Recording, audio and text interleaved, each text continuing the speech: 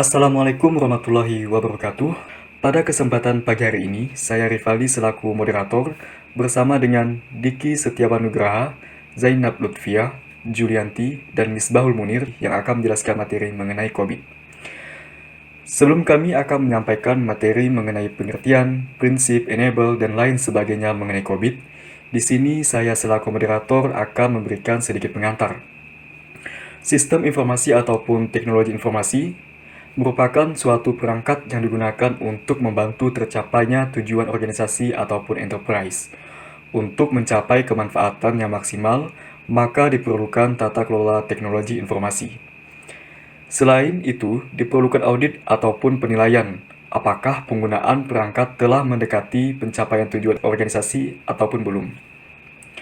Tata kelola yang telah diakui salah satunya adalah COVID. Baik, tanpa panjang lebar, saya serahkan kepada Saudari Julianti untuk menyampaikan materi. Dengan ini dipersilahkan.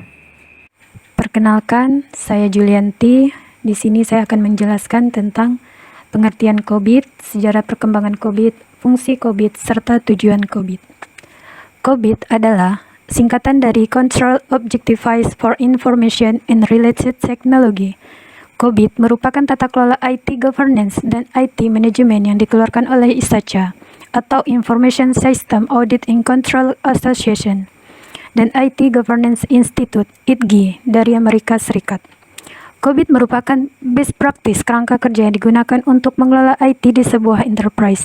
Dengan menggunakan kerangka kerja atau framework, COVID ini diharapkan menggunakan IT akan mengantarkan enterprise tersebut kepada tujuannya. Sejarah perkembangan COVID pertama kali dirilis oleh ISACA pada tahun 1996. Kemudian ISACA mengembangkan COVID menjadi versi COVID-2 pada tahun 1998. Pada tahun 2000, ISACA mengeluarkan COVID-3. Lalu pada tahun 2005, ISACA mengeluarkan COVID-4. Pada tahun 2007, ISACA kembali merilis COVID 4.1. Pada tahun 2012, COVID-5 dirilis. Pada tahun 2018, versi terbaru dari COVID adalah COVID 2019. Fungsi COVID 1. Sebagai standar dalam melakukan tata kelola teknologi informasi perusahaan. 2. Memastikan pendekatan secara keseluruhan terhadap manajemen dan bisnis. 3. Mencakup keseluruhan bagian perusahaan from bottom to top. 4. Mempertemukan kebutuhan setiap stakeholder. 5. Menjadi tata kelola yang terintegrasi. 6. Meningkatkan kontrol untuk tata kelola teknologi informasi. 7. Sebagai standarisasi dalam melakukan audit teknologi informasi. 8. Sebagai best practice dalam tata kelola teknologi informasi. 9. Mengoptimalkan penggunaan teknologi informasi. 10. Mengelola risiko pada penggunaan teknologi informasi. Tujuan COVID. Tujuan COVID yang pertama ialah memastikan tercapainya tujuan perusahaan dengan teknologi informasi, meningkatkan keefektifan dalam pengelolaan perusahaan dengan teknologi informasi, menjaga risiko keamanan agar tetap pada risiko keamanan rendah, memastikan keberlanjutan perusahaan dengan teknologi informasi, dan yang terakhir ialah dapat mengikuti perkembangan terbaru dari tata kelola teknologi informasi. Perkenalkan, nama saya Diki Setiawan Nugraha. Saya akan menjelaskan apa saja manfaat dan prinsip COVID serta perbedaan governance and management dalam COVID. Sebelumnya telah dijelaskan oleh Julianti mengenai pengertian, sejarah, fungsi, dan tujuan COVID. Pertama-tama saya akan menjelaskan apa saja manfaat dari COVID, diantaranya adalah 1. Meningkatkan daya saing perusahaan. 2. Meningkatkan efektivitas biaya dalam penggunaan teknologi informasi. 3. Mengurangi risiko keamanan teknologi informasi. 4. Meningkatkan pendeteksian dan pencegahan risiko keamanan teknologi informasi. 5. Meningkatkan tata kelola teknologi informasi. 6. Meningkatkan IT governance pada perusahaan. 7. Meningkatkan kemampuan perusahaan dalam mengikuti perkembangan terbaru dalam manajemen dan tata kelola teknologi informasi. Kemudian prinsip-prinsip COVID. 1. Meeting stakeholder needs, yaitu mempertemukan keinginan dan kebutuhan stakeholder. Setiap individu dalam organisasi atau perusahaan akan mempunyai keinginan yang berbeda-beda. Menggunakan COVID akan mempertemukan keinginan dan kebutuhan setiap stakeholder di organisasi tersebut. 2. Covering user enterprise from end to end, yaitu mampu mengakomodir setiap entitas yang ada di organisasi. Bukan hanya tentang perangkat teknologi informasi, namun keseluruhan dari manajemen dan pengguna serta perangkat teknologi informasi. 3. Applying a single integrated framework, yaitu COBIT dapat diintegrasikan dengan framework atau tata kelola lain, sehingga bisa menjangkau keseluruhan aspek dari organisasi dan saling menyempurnakan. 4. Enable a holistic approach, yaitu memberlakukan pendekatan secara keseluruhan, di mana setiap entitas dan sistem yang ada pada COBIT saling berkaitan dan saling mempengaruhi, di mana setiap komponen memiliki peran yang bisa menentukan kesuksesan dalam penerapan tata kelola teknologi informasi. 5. Separating governance from management, yaitu COBIT memisahkan antara manajemen dan tata kelola, karena manajemen dengan tata kelola mempunyai tugas pokok yang berbeda, fungsi yang berbeda, tujuan yang berbeda, dan struktur yang berbeda. Pemisahan ini dilakukan untuk mensukseskan penerapan tata kelola itu sendiri. Kemudian, perbedaan antara governance dan manajemen dalam COBIT. Dalam perkembangan COBIT, memisahkan antara manajemen dengan governance. Lalu, apa beda antara governance dengan manajemen? Perbedaan antara governance dengan manajemen yaitu governance menentukan arah objektif dari organisasi, memastikan kebutuhan dan aktivitas stakeholder diawasi, menentukan arah kebijakan organisasi, dan memonitor kinerja dan kesesuaian dengan tujuan organisasi, sehingga tugas dan tujuan manajemen adalah merencanakan, membangun, melaksanakan arahan yang telah ditetapkan oleh governance. Assalamualaikum warahmatullahi wabarakatuh. Perkenalkan, nama saya Zainab Lutfia. Di sini saya akan menjelaskan tentang enabler COBIT, domain COBIT, komponen COBIT, dan perbedaan COBIT 5 dan COBIT 2019. Enabler COBIT yang pertama, principles, policies, dan framework, yaitu prinsip kebijakan dan tata kelola yang diterapkan sesuai dengan tujuan organisasi. Yang kedua, proses, yaitu proses yang dilakukan sesuai dengan prinsip dan tata kelola yang disepakati. Yang ketiga, organizational structure, yaitu kesesuaian struktur organisasi dan job deskripsi masing-masing pelaksana. Yang keempat, ada culture, etik, dan behavior, yaitu budaya etika dan kebiasaan organisasi yang mendukung penerapan tata kelola. Yang kelima, information, yaitu kebutuhan akan informasi untuk menentukan arah kebijakan sekaligus kebijakan yang menghasilkan informasi. Yang keenam, ada service, infrastruktur, dan application, yaitu pelayanan, infrastruktur, dan aplikasi yang mendukung pelaksana tata kelola. Yang ketujuh, ada people, skill, dan competencies, yaitu sumber daya manusia, skill, dan kompetensi pelaksana tata kelola yang mampu sebagai penentu keberhasilan penerapan tata kelola. Yang kedua, ada domain COBIT. Domain COBIT terdiri dari 4, yaitu planning and organization atau PO, merupakan gabungan antara domain perencanaan dan pengorganisasian. Domain PO adalah domain yang pertama kali menjadi perhatian dalam tata kelola. Dalam pelaksana tata kelola sebelumnya harus dibuat perencanaan untuk tujuan, visi misi, dan lain-lain. Kemudian dibuat pengorganisasian dalam pelaksanaan apa yang sudah direncanakan. Untuk domain ini terdapat 11 domain proses. Yang kedua, ada delivering and support atau disebut atau singkatan DS, merupakan domain yang memfokuskan pada penyampaian layanan organisasi. Selain itu pula bertujuan untuk memastikan proses yang berkesinambungan bisnis pada organisasi. Domain ini terdapat 13 domain proses. Yang ketiga, ada acquiring dan implementation atau AL, merupakan domain yang berfungsi untuk identifikasi kebutuhan dan solusi pada IT organisasi, kemudian diintegrasikan dalam implementasinya terhadap visi, misi, dan tujuan organisasi. Untuk domain ini terdapat 7 domain proses. Yang keempat, monitoring dan evaluating atau MM, merupakan domain yang isinya adalah bagaimana melakukan monitoring dan evaluasi terhadap proses tata kelola teknologi informasi yang dilakukan oleh organisasi. Untuk domain ini terdapat 4 domain proses. Selanjutnya ada komponen COBIT.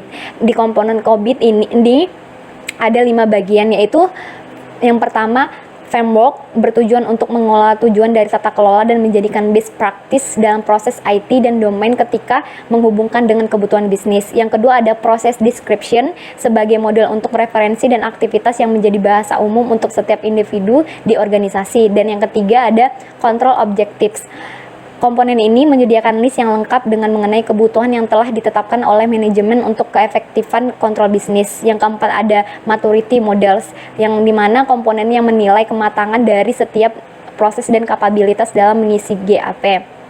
Yang kelima ada manajemen guidelines, komponen yang membantu dan menemukan pertanggungjawaban, mengukur performa, menyetujui tujuan umum organisasi, dan menggambarkan relasi antar proses yang ada. Yang selanjutnya ada perbedaan COVID 5 dengan COVID 2019. Sejak dirilis pada tahun 1996, COVID terus melakukan perbaikan dan update untuk mengikuti perkembangan zaman, terutama di bidang teknologi informasi. Dimulai dengan COVID 1, COVID 2, COVID 3, COVID 4, COVID 4.1, COVID 5, dan terakhir COVID 2019. Terima kasih. Perkenalkan, nama saya Misbul Munir. Di sini saya akan menjelaskan apa saja perbedaan khusus COVID-5 dengan COVID 2019 dengan sertifikasi COVID dan audit teknologi informasi menggunakan COVID. Oke, pertama-tama saya akan menjelaskan apa perbedaan khusus COVID-5 dan COVID 2019. Pada COVID 2019 dikenal dengan fokus area, sedangkan pada COVID-5 tidak. Fokus area adalah sebuah topik, domain, atau permasalahan utama pada sebuah tata kelola. Pada COVID 2019 dikenal dengan faktor desain, sedangkan pada COVID-5 tidak. Faktor desain adalah faktor penting yang diperlukan dalam mendesain sistem tata kelola untuk mewujudkan suksesnya penerapan tata kelola tersebut. Penambahan pada prinsip COVID, di mana COVID-5 hanya 5 prinsip, sedangkan pada COVID 2019 terdapat penambahan 2 prinsip, yaitu prinsip sistem tata kelola dan prinsip kerangka kerja tata kelola.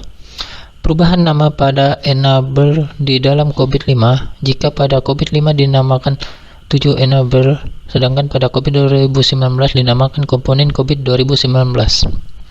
Penambahan 4 buah domain proses pada domain planning dan organizing, monitoring, dan evaluating, dan manajemen data. Oke, di sini ada sertifikat COVID sampai dengan ISAKA. COVID 2019 Foundation, ada CISA, CISM, GET, CRISC, CISSP. CISSP atau Sertifikat Informasi Sistem Security Profesional adalah sertifikat global bidang tata kelola dan keamanan informasi yang dikeluarkan oleh Internal Informasi System Security Certificate Consortium atau ISC. Sertifikat ini tidak mengikat oleh vendor tertentu seperti COVID, ITIL, ISO, dan lain-lain. Sertifikat ini merupakan best practice dan berbagai sertifikat tata kelola dan keamanan informasi. Dalam CISSP terdapat 8 domain yang harus dikuasai seperti 1.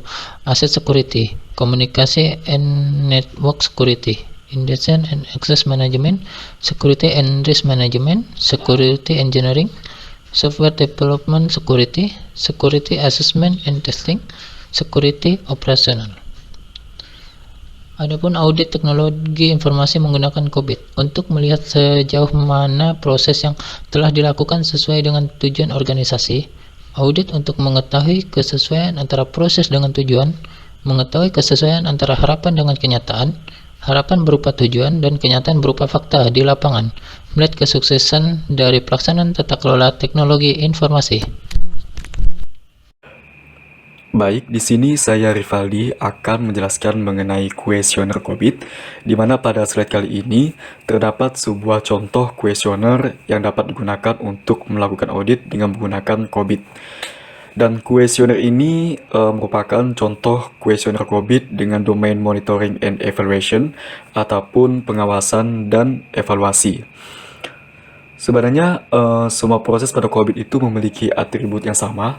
Masing-masing atribut mewakili aspek dari suatu proses, di mana atribut yang digunakan di sini terdiri dari 6, yaitu Orange and Communication, di mana ini adalah suatu proses yang menunjukkan apakah perusahaan sepenuhnya memahami akan pentingnya proses itu Dan apakah manajemen mengkomunikasikan masalah ini dengan menggunakan teknik komunikasi yang matang? Sedangkan untuk poin kedua adalah policies, plans, and procedures, di mana ini menunjukkan apakah proses yang berjalan sudah baik dan lengkap, yaitu semua kebijakan yang terkait yang disetujui dan prosedur diadopsi, diikuti, dan didokumentasikan. Untuk yang selanjutnya adalah poin ketiga, yaitu tools and automation, di mana ini menunjukkan apakah perusahaan mengimplementasikan alat yang telah terstandarisasi untuk mengotomatisasi dan memantau proses. Untuk yang selanjutnya, poin keempat adalah skills and expertise, di mana ini menunjukkan apakah perusahaan memperbaharui keterampilan yang diperlukan untuk proses tersebut, di mana ini mencakup rencana pelatihan, sertifikasi, dan berbagai pengetahuan. Untuk poin yang kelima ini mengenai responsibilities and accountabilities, di mana ini menunjukkan mengenai tanggung jawab dan akuntabilitas proses didefinisikan dengan jelas, dan apakah budaya reward yang digunakan untuk memotivasi tindakan positif terhadap proses tersebut. Sedangkan atribut yang terakhir yaitu goal setting and measurement, di mana ini menunjukkan mengenai apakah perusahaan mengukur efektivitas dan efisiensi proses serta menghubungkan hasilnya dengan tujuan strategis bisnis organisasi. Adapun kelebihan dari tata kelola COVID adalah yang pertama, mengikuti standar internasional yang sudah diakui dan teruji. Yang kedua, efektif dalam penerapan tata kelola. Yang ketiga, mengikuti perkembangan teknologi itu sendiri. Adapun kekurangan dari COVID itu yaitu membutuhkan biaya yang mahal dalam penerapannya serta sistem yang kompleks. Untuk selanjutnya di sini saya akan menjelaskan mengenai framework selain COVID. Yang pertama adalah TOGAF, di mana TOGAF ini adalah framework yang digunakan untuk merencanakan, mendesain, dan menerapkan arsitektur informasi sebuah perusahaan. Yang kedua adalah ITIL ataupun Information Technology Infrastructure Library, di mana ini adalah sebuah rangkaian konsep dan teknik pengelolaan sumber daya berbentuk infrastruktur untuk pengembangan teknologi informasi. Yang ketiga adalah ISO OIC 20000. Ini merupakan standar yang dipergunakan untuk sertifikasi manajemen teknologi informasi, di mana standar ini digunakan untuk menilai pengelolaan teknologi informasi. Yang keempat adalah FISMA ataupun Federal Information Security Management, di mana ini menyangkut Undang-Undang Amerika Serikat yang menyatakan bahwa untuk alasan keamanan sistem informasi, bahwa kontraktor dan pelaksana keamanan teknologi informasi harus melibatkan tata kelola pihak federal. Yang kelima adalah ISO OIC 27001. Ini merupakan standar sistem manajemen keamanan teknologi informasi yang diterbitkan oleh ISO OIC pada tahun 2005. Adapun manfaat sertifikasi CASA COVID dalam dunia kerja. Nah, di dalam dunia kerja ya saat ini, khususnya untuk pasar kerja di bidang teknologi informasi dan keamanan teknologi informasi, sekarang banyak sekali perusahaan, terutama ya perusahaan besar yang udah menerapkan tata kelola yang membutuhkan sumber daya yang mumpuni di bidang tata kelola. Jadi untuk membuktikan suatu individu apakah mahir ataupun tidak di dalam kompetensi tersebut, maka diperlukanlah yang namanya sertifikat. Nah, dengan adanya sertifikat CASA ini, COVID Foundation yang telah diakui di seluruh dunia, maka ini suatu kesempatan ataupun peluang yang sangat besar untuk bisa bekerja di perusahaan yang besar. Nah, jadi sehingga banyak sekali saat ini lembaga yang menyediakan training maupun ujian agar bisa mendapatkan sertifikat CASA, COVID, dan lain sebagainya. Nah, bagi individu yang telah bekerja dan memiliki sertifikat ini, maka adapun peluang untuk naik karir ke jenjang yang lebih tinggi pun akan terbuka semakin lebar. Maka dari itu, jika ingin berkarir di bidang teknologi informasi, khususnya di bagian tata kelola dan keamanan sistem informasi, sebaiknya memiliki salah satu dari sertifikat COVID tersebut. Baik, Setelah kita dengarkan bersama-sama penyampaian dari teman-teman mengenai COVID, jadi dapat disimpulkan bahwa COVID ini adalah sebuah kerangka kerja yang memberikan layanan kepada enterprise, baik itu sebuah perusahaan, organisasi, maupun pemerintahan dalam mengelola dan memanajemen aset ataupun sumber daya IT ataupun informasi teknologi untuk mencapai tujuan enterprise tersebut. Demikian presentasi kami kali ini. Kami mohon maaf apabila dalam penyampaian terdapat kesalahan dalam pengucapan. Terima kasih. Wabillahi taufiq wal hidayah. Wassalamualaikum warahmatullahi wabarakatuh.